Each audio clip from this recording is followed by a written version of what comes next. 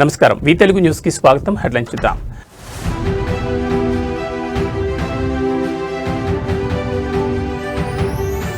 Liquor scam కేసులో కవితకు big relief, clean chit ఇచ్చిన రౌజ్ అవెన్యూ కోర్ట్.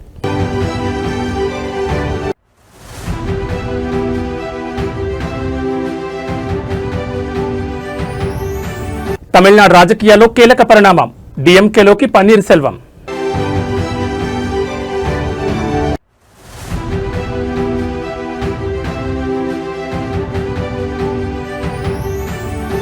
లడ్డూపై చర్చకు భయం ఎందుకు, ప్రభుత్వానికి వ్యతిరేకంగా వైసీపీ నినాదాల హోరు.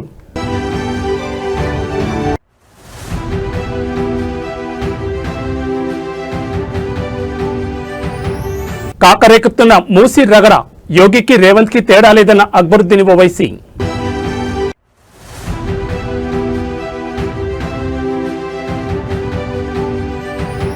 కేజ్రీవాల్ సిసోడియాలకు big relief, liquor scam case నుంచి విముక్తి. ఇక డీటెయిల్స్ చూస్తే ఏపీ శాసన మండలిలో మరోసారి గందరగోళం నెలకొంది. లడ్డూ అంశంపై చర్చ జరపాలని వైసీపీ సభ్యులు పట్టుబట్టారు. వైసీపీ సభ్యులు పోడియం ముట్టడించారు. ప్రభుత్వానికి వ్యతిరేకంగా నినాదాలు చేశారు. వైసీపీ సభ్యుల తీరుపై నాదెండ్ల మనోహర్ ఆగ్రహం వ్యక్తం చేశారు. వైసీపీ వాయిదా తీర్మానాన్ని చైర్మన్ తిరస్కరించారు. అవసరమైతే 4-5 తేదీల్లో చర్చిద్దామని మంత్రి అచ్చెన్నాయుడు అన్నారు. దీంతో లడ్డూపై చర్చించేందుకు భయం ఎందుకని వైసీపీ సభ్యులు ప్రశ్నిస్తున్నారు. సభ వాయిదా పడినా సభలోనే వైసీపీ సభ్యులు ఆందోళన చేపట్టారు.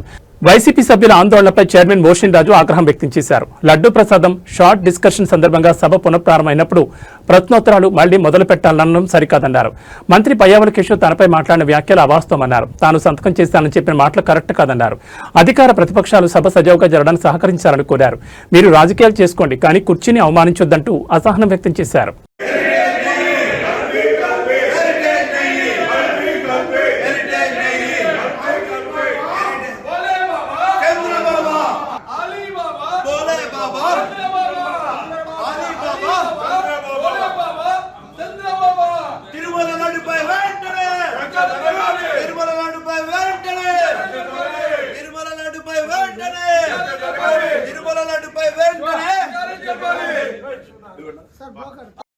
లడ్డూపై చర్చ, లడ్డూపై చర్చ, లడ్డూపై చర్చ, లడ్డూపై చర్చ, లడ్డూపై చర్చ, లడ్డూపై చర్చ, లడ్డూపై చర్చ, లడ్డూపై చర్చ, లడ్డూపై చర్చ, లడ్డూపై చర్చ, లడ్డూ. ఆంధ్ర యూనివర్సిటీ ప్రతిష్టను తిరిగి పునరుద్ధరిస్తామని మంత్రి నారా లోకేష్ ధీమా వ్యక్తం చేశారు. గత వైసీపీ ప్రభుత్వ హయాంలో ఏయూ ర్యాంకింగ్ భారీగా పడిపోయిందని ఆయన ఆవేదన వ్యక్తం చేశారు. గత 5 ఏళ్లలో యూనివర్సిటీ ర్యాంకింగ్ 72వ స్థానానికి దిగజారిందని గణాంకాలతో వివరించారు. కూటమి ప్రభుత్వ లక్ష్యం ఏయూని మళ్లీ టాప్ 10 జాబితాలోకి చేర్చడమేనని స్పష్టం చేశారు. యూనివర్సిటీలో జరిగిన అక్రమాలపై ప్రభుత్వం ఉక్కుపాదం మోపుతోందని హెచ్చరించారు. ముఖ్యంగా మాజీ వీసీ ప్రసాద్ రెడ్డి హయాంలో జరిగిన వ్యవహారాలపై విజిలెన్స్ విచారణకు ఆదేశించారు. యూనివర్సిటీని రాజకీయ పునరావృత కేంద్రంగా మార్చేస్తారని లోకేష్ మండిపడ్డారు. అక్రమ నియామకాలు, నిధుల మళ్లింపై సమగ్ర విచారణ జరుగుతోందని వెల్లడించారు. విద్యార్థుల భవిష్యత్ కంటే రాజకీయ ప్రయోజనాలకే గత ప్రభుత్వం ప్రాధాన్యత ఇచ్చిందని విమర్శించారు. ఏయూ ప్రక్షాళన కోసం కఠిన నిర్ణయాలు తీసుకునేందుకు వెనుకాడబోమని స్పష్టం చేశారు.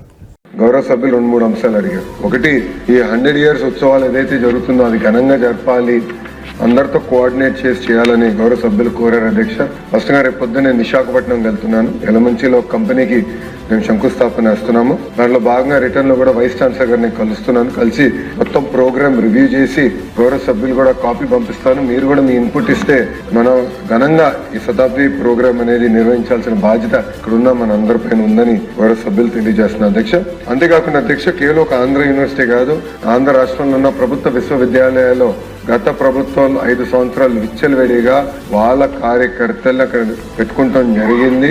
దానిపైన ప్రత్యేకంగా మేము ఇప్పుడు మ్యాన్ పవర్ ఆడిట్ అనేది జరుగుతుంది. అధ్యక్ష, అది నేను ఈ రోజు కూడా రివ్యూ చేశాను. నెక్స్ట్ 30 days లో ఆ మ్యాన్ పవర్ ఆడిట్ మేము పూర్తి చేస్తాం. దాని తర్వాత కఠిన నిర్ణయాలు, చర్యలు కూడా తీసుకుంటామని గౌరవ సభ్యులు తెలియజేస్తున్నాం. ఇప్పుడే పెద్దలు చెప్పినట్లు ఏంటంటే కాంట్రాక్ట్ లో కొంతమంది పనిచేస్తున్నారు, దాని తర్వాత కొంతమంది ఎంటీఎస్ రావాలని కోరుతున్నారు, దాని తర్వాత రెగ్యులరైజ్ చేయాలని కూడా.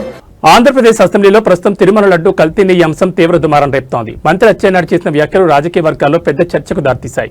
తిరుమల లడ్డు ప్రసాదం తయారీలో కల్తీ నెయ్యి వాడకంపై ప్రభుత్వం ఎప్పుడైనా ఎన్ని రోజులైనా చర్చించడానికి సిద్ధంగా ఉందని మంత్రి స్పష్టం చేశారు. ఈ అంశంపై చర్చ జరిగితే తమ హయాంలో జరిగిన లోపాలు బయటపడతాయని భయపడే వైసీపీ సభ్యులు సభ నుంచి పారిపోతున్నారని ఆయన మండిపడ్డారు. గత ప్రభుత్వ హయాంలో జరిగిన అక్రమాలను సాక్ష్యాధారాలతో సహా సభ ముందుంచుతామని ధీమా వ్యక్తం చేశారు. ఇంత అసమర్థ ప్రతిపక్షాన్ని నేను ఎప్పుడూ చూడలేదు. ఒక ఇష్యూని లేవనెత్తడం, ప్రభుత్వం పైన బురద జల్లడం వీళ్ళకి అలవాటు అయిపోయింది. మేము సిద్ధంగా ఉన్నామన్నా సరే ఈరోజు మళ్ళీ మీ దగ్గరకు వచ్చి ఇలాగా సభ జరగకుండా చేస్తున్నారంటే వీళ్ళకు సరుకు లేదు. వీళ్ళు చేసినటువంటి మొత్తం కార్యక్రమాలన్నీ బయటకు వస్తాయని భయపడే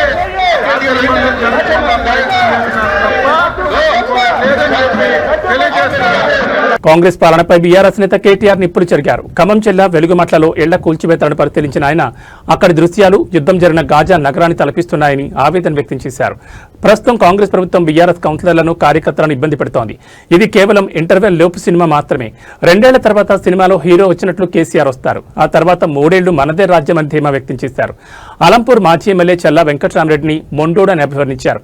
అధికారంలో ఉన్నప్పుడు తన సొంత పనుల కోసం ₹1 కూడా అడగలేదని, ఎప్పుడు నా అలంపూర్ నా నియోజకవర్గం తప్పించేవాడని కొనియాడారు. జగన్ ఫోన్ ఉదంతం మా ప్రభుత్వం పోయాక కూడా నియోజకవర్గానికి నీళ్ల కోసం నా దగ్గరకు వచ్చి ఏపీ మాజీ సీఎం జగన్మోహన్ రెడ్డికి ఫోన్ చేయమని పట్టుబట్టారు.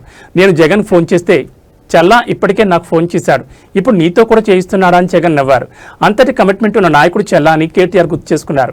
కేటీఆర్ ఈ వ్యాఖ్యల ద్వారా అటు ఖమ్మం జిల్లాలో ఇళ్ల కూల్చివేత బాధితులకు భరోసా ఇస్తూనే ఇటు ఉమ్మడి మహబూబ్నగర్ జిల్లాలో చల్లా వెంకటరామరెడ్డి పట్ల తనకున్న నమ్మకాన్ని కార్యకర్తలకు చాటి చెప్పారు.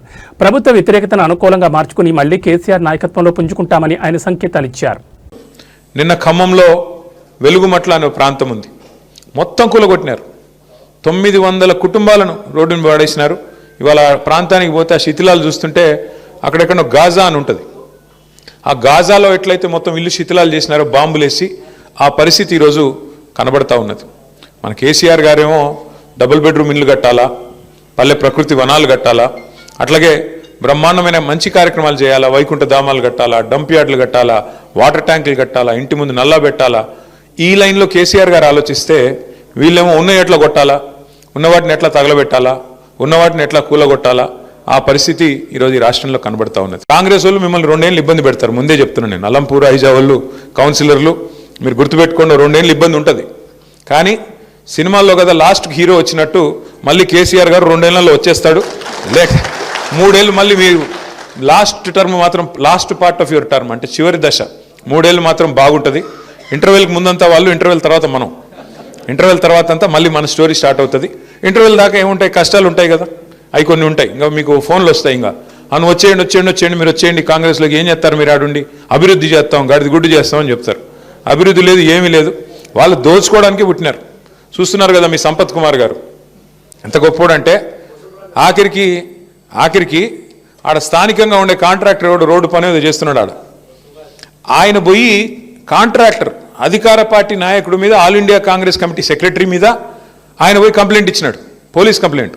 8 కోట్లు అడుగుతున్నాడు, యాడికెళ్ళి పని చేయాలి, నేను ఇంకా ఉన్నాయంతా వీళ్ళు ఉడుచుకొని పోతే మేమేం పని చేసేది, యాడికెళ్ళి చేస్తామని చెప్పి మీ కానీ అన్నం వండోడు, చాలా వండోడు, ఏ ఒక పట్టాన్ని ఏది వినడు. నువ్వు ఏమి చెప్పినా కూడా ఆయన అల్టిమేట్గా ఆయన అనుకున్నది మాత్రం రిజల్ట్ మాత్రం తెస్తాడు. వెంకటరామరెడ్డి గారి గొప్పతనం ఏంటంటే ఏదో ఒకటి చేసి కన్విన్స్ చేస్తాడు. మొత్తానికైతే కూర్చోబెట్టి ఏదైనా చెప్దాం, ఏదైనా మెల్లిగా చెప్దాం, కన్విన్స్ చేద్దామంటే మా చంద్రశేఖర్ అన్న నేను అట్లాంటి వాళ్ళు ఏమైనా ప్రయత్నం చేసినంతసేపు వింటాడు, చాలా కామ్గా వింటాడు. ఆఖరికి మాత్రం ఏదో మళ్ళీ మ్యాజిక్ చేసి ఆయన అనుకున్నది చేసుకుంటాడు, పోతాడు. అట్లాంటి వెంకటరామరెడ్డి గారు మీకు నాయకుడిగా ఉండడం నిజంగా కూడా మీ అదృష్టం. ఎందుకంటే ప్రజల పనుల విషయంలో కూడా నాకు ఒకటే చెప్పినాడు, అన్న ఈసారి మనం అధికారం పోయింది, నాకు బాధగా ఉంది అన్నాడు. ఎందుకన్నా ఏం బాధ అంటే, లేదన్నా నేను చాలా కొట్లాడినా ప్రతిపక్షంలో, కొట్లాడి అలసిపోయిన. నిజానికి ఈసారి గవర్నమెంట్ వస్తే నేను మా అలంపూర్ చరిత్రలో ఎన్నడూ జరగని అభివృద్ధిని చేసి చూపెడదాం అనుకున్నాను. కేసీఆర్ గారికి నా మీద ప్రేమ ఉంది, నాకు తప్పకుండా నేనేది అడిగినా చేసేటోడు. బ్యాడ్లకి దేశవ్యాప్తంగా సంచలనం సృష్టించిన ఢిల్లీ మద్యం విధానం కేసులో తెలంగాణ జాగృతి అధ్యక్షురాలు కల్వకుంట్ల కవితకు భారీ ఊరట లభించింది. కవితపై సీబీఐ నమోదు చేసిన అన్ని అభియోగాలను కొట్టివేస్తూ ఢిల్లీలోని రౌజ్ రెవెన్యూ కోర్టు సంచలన తీర్పు వెలువరించింది. కవితపై సీబీఐ మోపిన ఆరోపణలన్నింటినీ కోర్టు తోసిపుచ్చింది. ఈ కేసులో ఆమెకు పూర్తి స్థాయిలో క్లీన్ చిట్ ఇస్తున్నట్లు ప్రకటించింది. అదేవిధంగా కవితతో పాటు ఈ కేసులో నిందితులుగా ఉన్న మరో 23 మంది తప్పు చేశారని చెప్పడానికి ఎటువంటి పక్కా సాక్ష్యాధారాలు లేవని కోర్టు స్పష్టం చేసింది. సీబీఐ ప్రత్యేక కోర్టు జడ్జి జితేంద్ర సింగ్ ఈ మేరకు కీలక ఉత్తర్వులు జారీ చేశారు. తగిన ఆధారాలు చూపడంలో దర్యాప్తు సంస్థ సీబీఐ విఫలమైందని కోర్టు అభిప్రాయపడింది. 2 ఏళ్లకు పైగా సాగిన ఇదే కేసులో ఇప్పటికే కవిత జైలుకు వెళ్లి బెయిల్పై విడుదలయ్యారు. తాజాగా కోర్టు ఆమెపై ఉన్న కేసును కొట్టివేయడంతో తెలంగాణ జాగృతి శ్రేణులకు పెద్ద ఎత్తున ఊరట లభించినట్లయింది.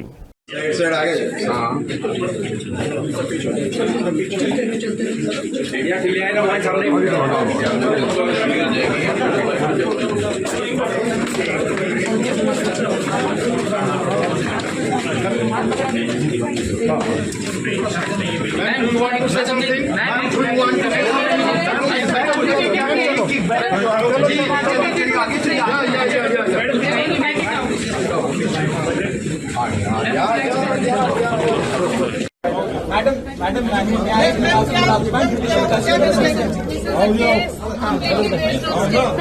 is an illogical case. It is a political case. We are just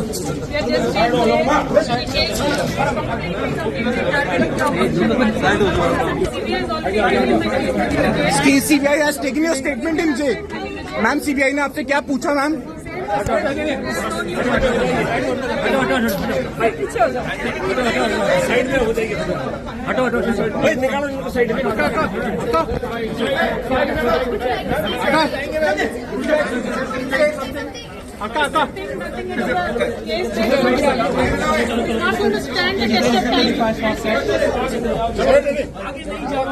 Madam, what is your message for Telangana people? Ma'am, what is your message for Telangana people?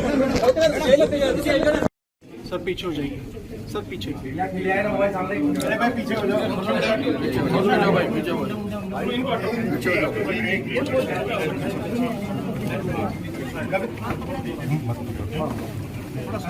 Ma'am, would you like to say something? Ma'am, would you like to comment on anything? Ma'am, को लेकर क्या है? Kick back करो।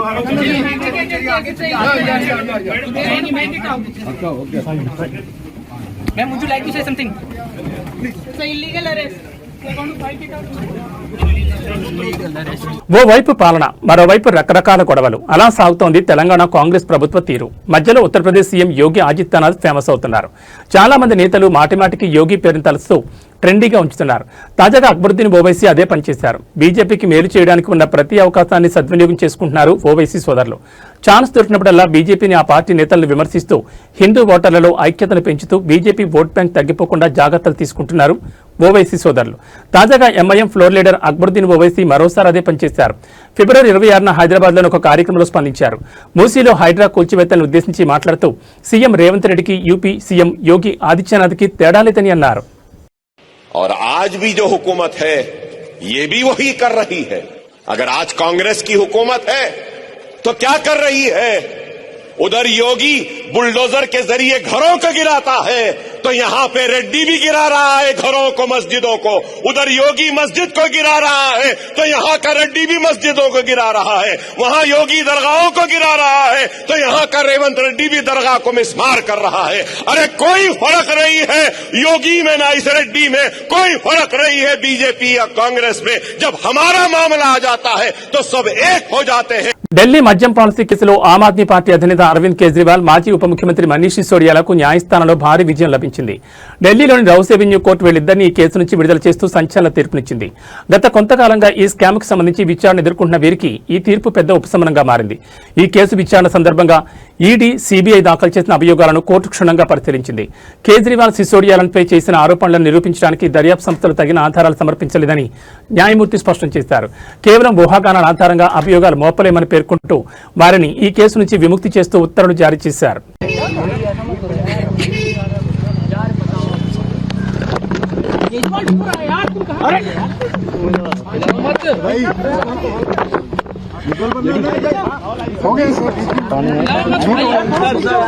संभालिए sir, अपने आप संभालिए, हिम्मत sir, लाओ मत भाई. केजरीवाल भ्रष्ट नहीं है.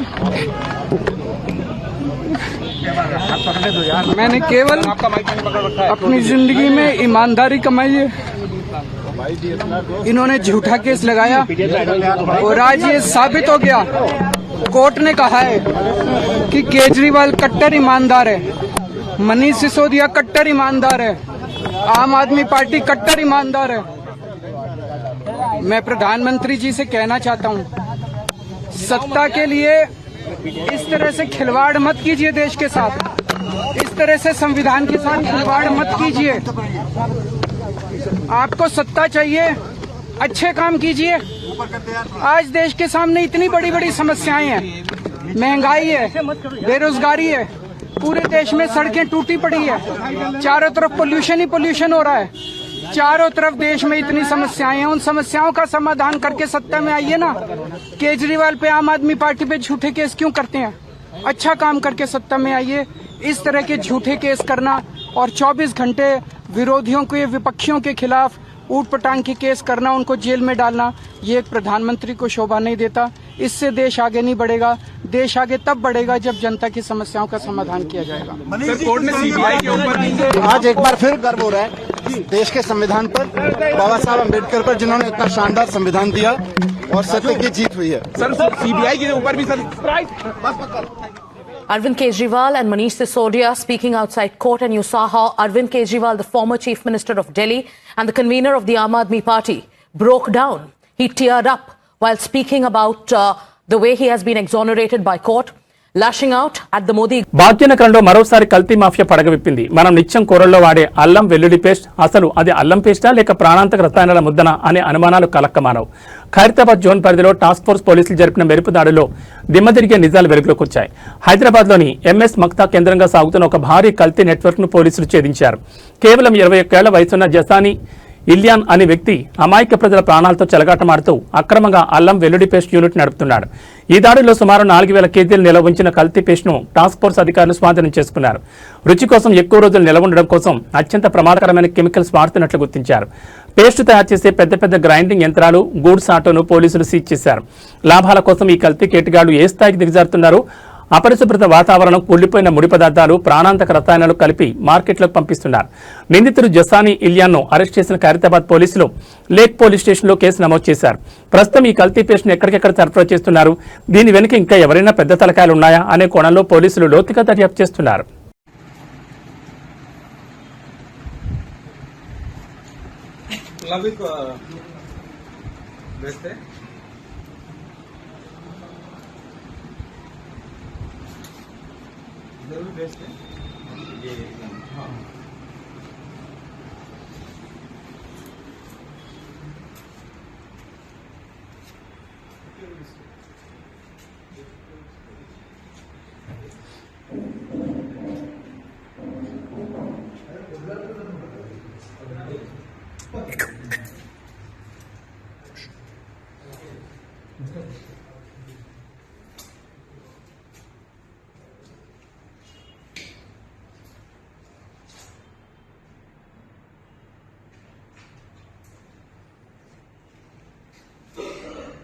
తమిళనాడు రాజకీయాల్లో కీలక పరిణామం చోటు చేసుకుంది. అన్నాడీఎంకే బహిష్కృత నేత మాజీ ముఖ్యమంత్రి పన్నీర్ సెల్వం డీఎంకే పార్టీలో చేరారు. శుక్రవారం ఉదయం ముఖ్యమంత్రి స్టాలిన్ సమక్షంలో ఆయన పార్టీలో చేరారు. డీఎంకే పార్టీ పన్నీర్ సెల్వంకు ఎమ్మెల్యే టికెట్ కన్ఫర్మ్ చేసినట్టు తెలుస్తోంది. తేని జిల్లాలోని జోడి నాయకనూర్ నియోజకవర్గం నుంచి పన్నీర్ సెల్వం పోటీ చేసే అవకాశం కనిపిస్తోంది. 2021 అసెంబ్లీ ఎన్నికల్లో ఆయన ఇక్కడి నుంచే పోటీ చేసి గెలిచారు. ఈ ఎన్నికల్లో కూడా అదే నియోజకవర్గం నుంచి పోటీలో నిలిచే అవకాశం ఉంది. కాగా వారం రోజుల క్రితం పన్నీర్ సెల్వం తమిళనాడు ముఖ్యమంత్రి స్టాలిన్తో భేటీ అయ్యారు. అనంతరం పన్నీర్ సెల్వం మీడియాతో మాట్లాడుతూ డీఎంకే 5 ఏళ్ల పాలనపై ప్రశంసల జల్లులు కురిపించారు. డీఎంకే ప్రభుత్వం మళ్లీ ఏర్పడుతుందని, గత 5 ఏళ్లుగా సీఎం స్టాలిన్ విజయవంతమైన సుపరిపాలన అందించారని అన్నారు. అందుకే తాను సీఎం స్టాలిన్ కలిసి అభినందనలు తెలిపానని చెప్పారు. డీఎంకే పాలనపై ప్రజల్లో నమ్మకం ఉందని, త్వరలో జరగనున్న ఎన్నికల్లో మళ్లీ డీఎంకేనే గెలుస్తుందని ఆశాభావం వ్యక్తం చేశారు.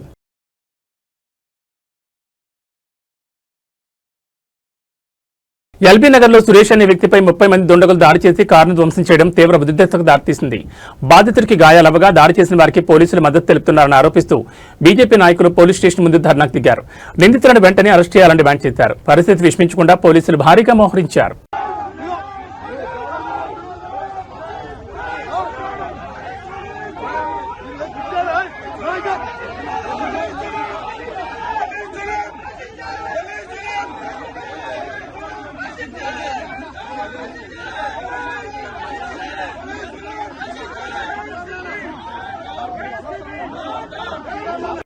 అలాంటిది మీరు ఏదో అపోహపడి మీరు రిక్వెస్ట్ చేసిన ఉన్న పరిస్థితి మీకు ఎక్స్ప్లెయిన్ చేస్తా. ఇంటికి వచ్చాడు, ఇంటికి వచ్చి యాడికి వచ్చాడు, ఆడికి వచ్చాడు. మీరు చెప్పినాక ఇంటి పని ఉంటా అంటే జనాన్ని తీసుకొని వచ్చాక ఏంది మీరు అంటే నాకు అర్థం కాదు.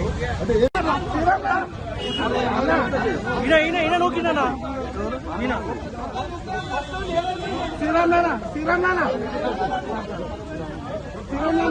రాజమండ్రిలో కల్తీపాల కలకలం నేపథ్యంలో అంబేద్కర్ కోనసీమ జిల్లా అధికారులు అప్రమత్తమయ్యారు. కల్తీపాలు తాగి ప్రాణాలు కోల్పోయిన ఘటనతో జిల్లాలోని ఫుడ్ సేఫ్టీ అధికారులు పాల కేంద్రాలపై తనిఖీల కొరడా జులిపిస్తున్నారు. రావులపాలెంలోని పలు పాల కేంద్రాలు, మిల్క్ సెంటర్లలో ఫుడ్ ఇన్స్పెక్టర్ ఏపూర్ రామయ్య ఆధ్వర్యంలో అధికారులు మెరుపుదాడులు నిర్వహించారు. పాలను నిల్వ చేసే విధానం, సెంటర్లోని పరిశుభ్రత మరియు నాణ్యతా ప్రమాణాలను అధికారులు క్షుణ్ణంగా పరిశీలించారు.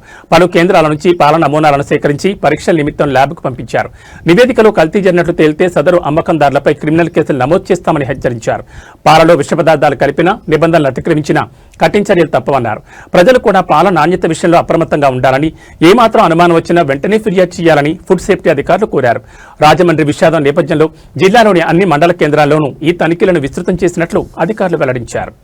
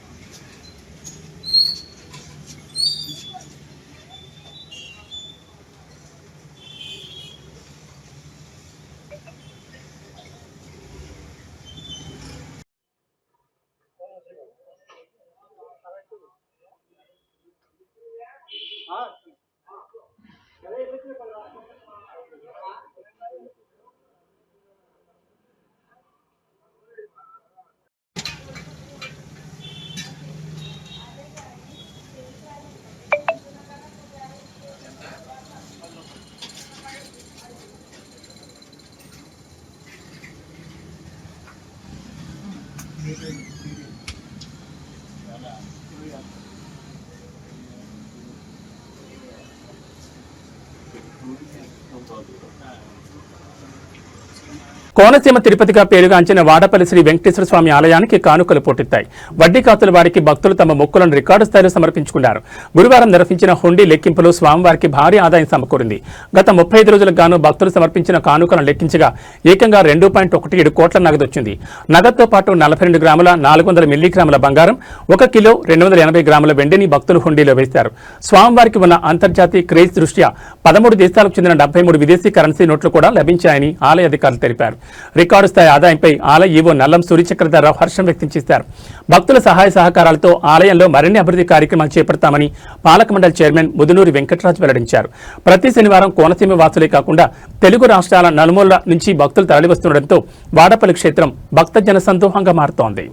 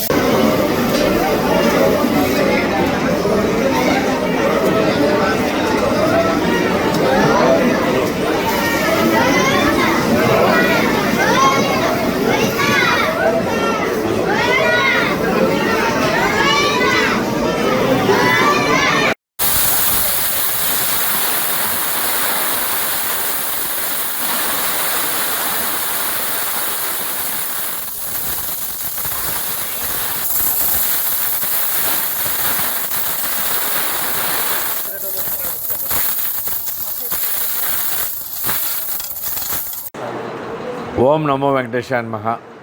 ఆత్రేయపురం మండలం వాడపల్లి గ్రామంలో వేయించేస్తున్న స్వయంభూ వెంకటేశ్వర స్వామి ఆలయంలో ఈ రోజున మరి హుండీలు తెరవగా 35 రోజులకు గాను 2,17,83,358 రూపాయలుగా రావడం జరిగింది. అలాగే బంగారం 42 గ్రాములు 400 మిల్లీగ్రాములు, వెండి 1 కేజీ 240 గ్రాములు వచ్చింది.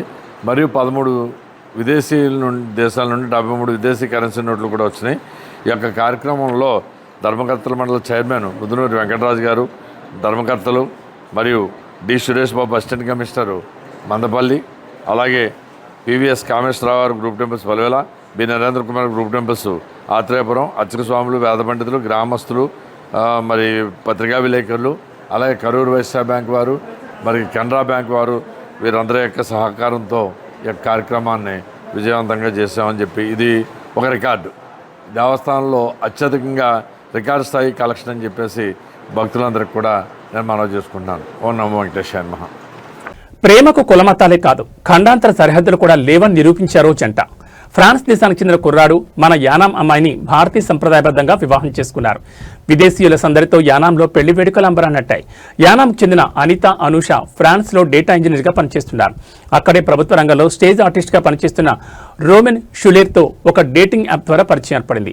ఆ పరిచయం కాస్త ప్రేమగా మారింది. గతంలో ఒకసారి యానాం వచ్చిన రోమెన్ షులేర్కు ఇక్కడి ఆచారాలు, పెళ్లి వేడుకలు బాగా నచ్చేశాయి. దీంతో తన పెళ్లిని కూడా భారతీయ పద్ధతిలోనే చేసుకోవాలని నిర్ణయించుకున్నారు.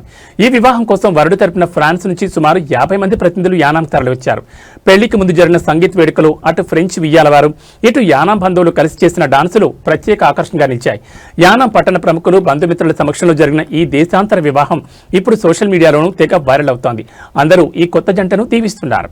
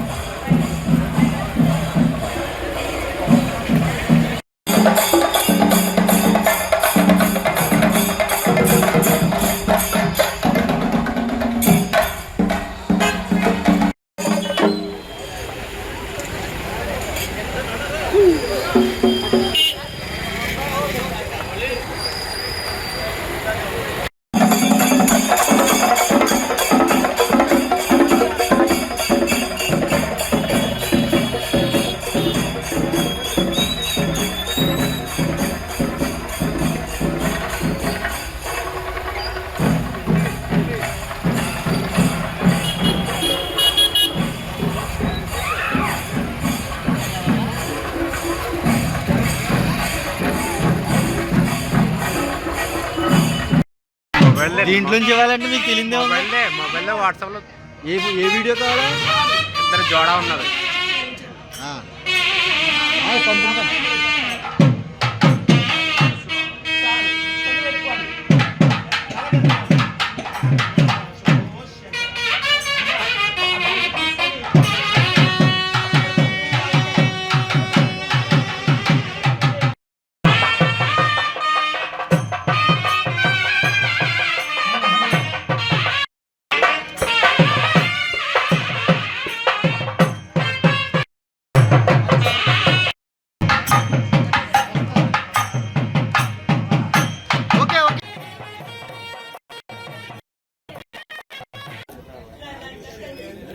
ఫోటో ఫోటో మిడిల్ లో. Okay okay thank you. కాళ్ళు బయట పెట్టమనండి ఇలా.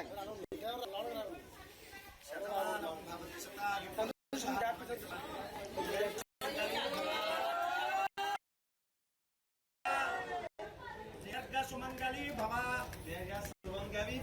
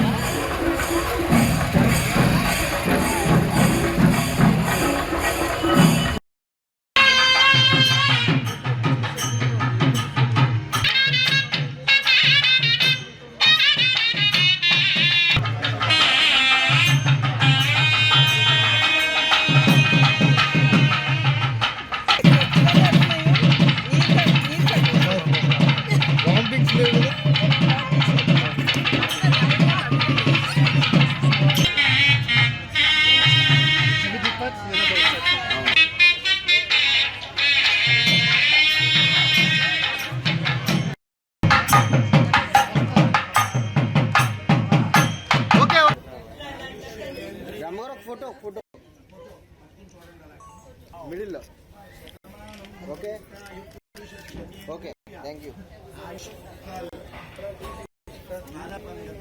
కాళ్ళు బయట పెట్టమనండి ఇలా.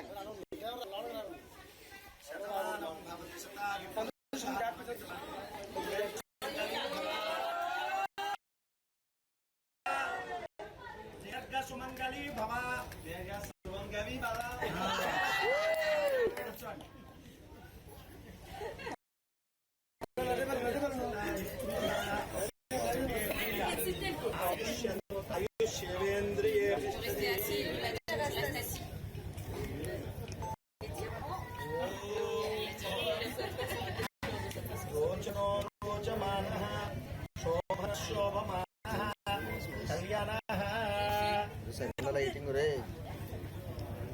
ఇక బులెటిన్ ముగించే ముందు హెడ్లైన్స్ మరోసారి.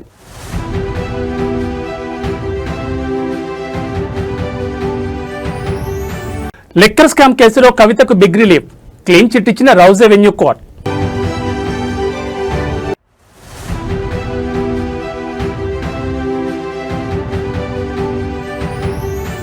తమిళనాడు రాజకీయాల్లో కీలక పరిణామం, డిఎంకేలోకి పన్నీర్ సెల్వం.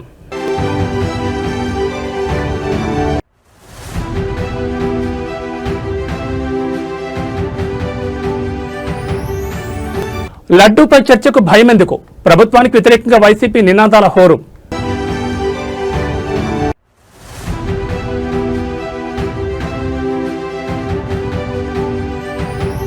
కాకరేకుతున్న మూసీ రగడ, యోగికి రేవంత్ కి తేడా లేదన్న అక్బరుద్దీన్ ఓవైసీ.